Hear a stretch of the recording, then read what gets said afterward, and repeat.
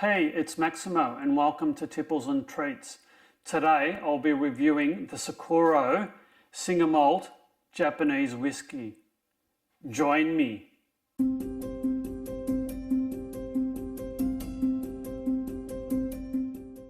Thanks for joining me on my review of the SAKURAO single malt Japanese whiskey. This particular bottle is a 700ml bottle.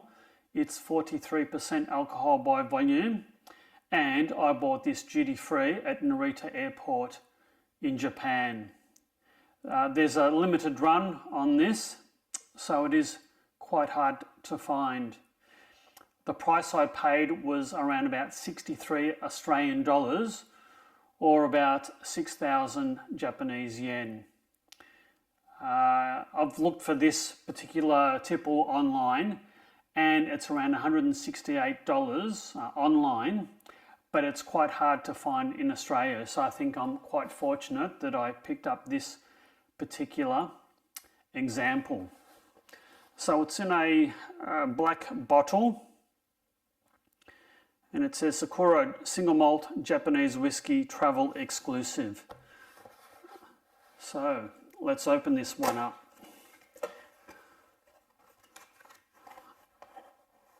Oh, it's stuck. My goodness. Oh, there's a trick to this. And that was the trick.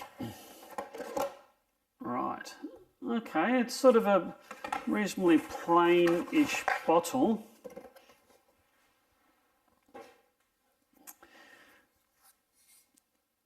It's actually a nice looking bottle. I think it is a twist top as well. So the SAKURAO Distillery was founded in SAKURAO, which is directly facing the very famous Miyajima World Heritage Site in the Hiroshima area. I've been to Hiroshima, but I didn't know that this distillery existed. So I'll try and open this as best I can, which is sometimes easier said than done.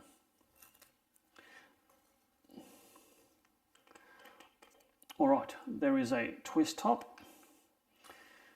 And so this particular example of the single malt has been aged in a combination of bourbon, New American oak, and sherry casks for a minimum of 3 years.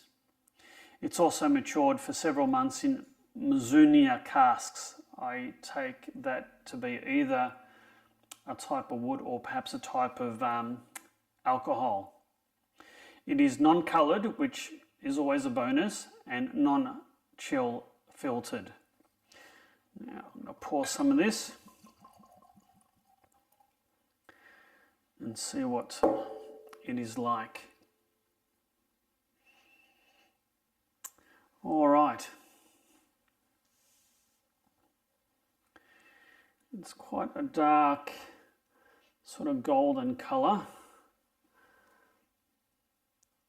and it does look darker in the bottle than it does in the glass. I think the glass is slightly coloured, sort of a greenish tinge from what I can see.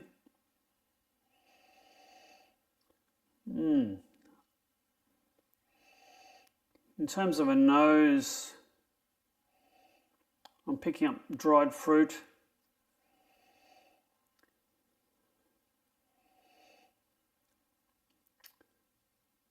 Dried fruit, maybe raisins and some other florals. I'm not sure what that is. I'm picking up a fair bit of alcohol in this, and it is 43% alcohol by volume, so it's slightly elevated.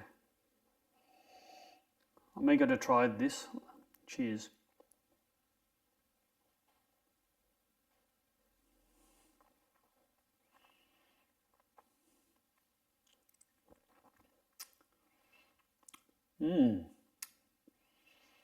that's initially quite smooth and fruity at the front of the palate. It's quite sweet.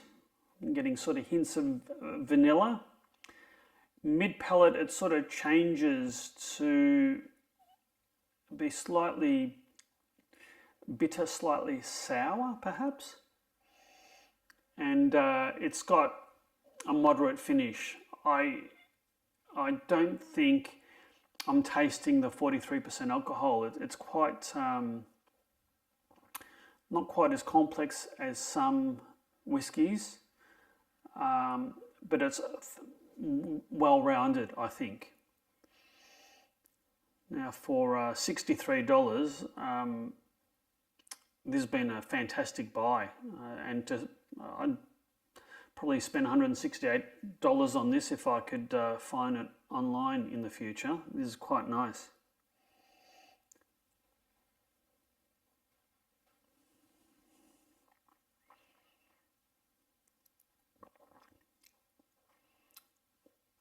And I think there's a little bit of smokiness in the mid palate to a slightly smoky finish as well.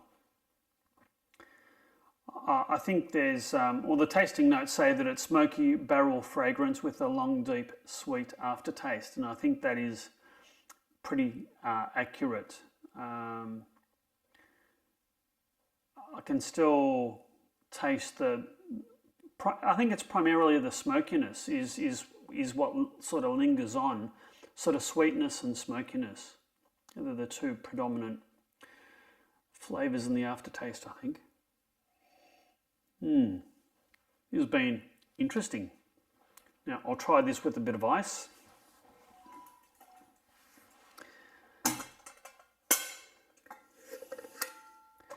And see what, oops, dropped my ice.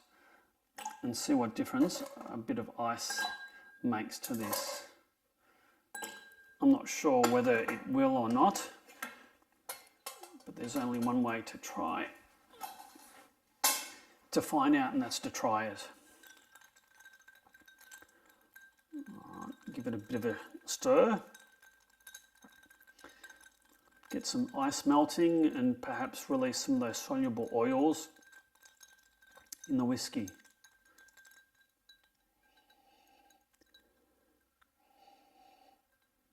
Oh, I think that's brought out more of the sweetness. Maybe a hint of vanilla as well. Cheers.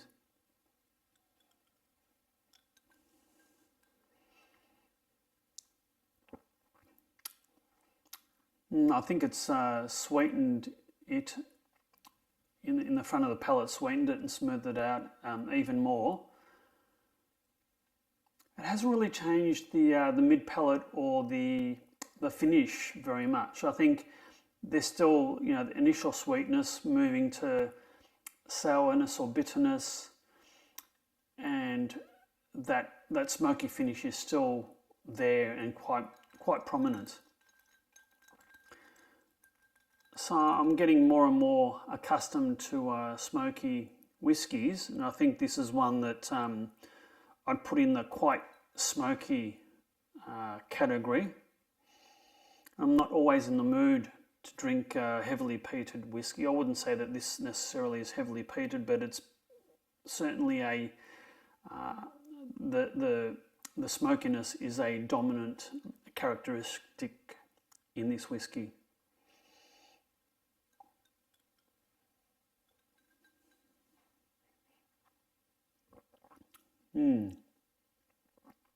This will be fantastic on a cold winter's night in Melbourne.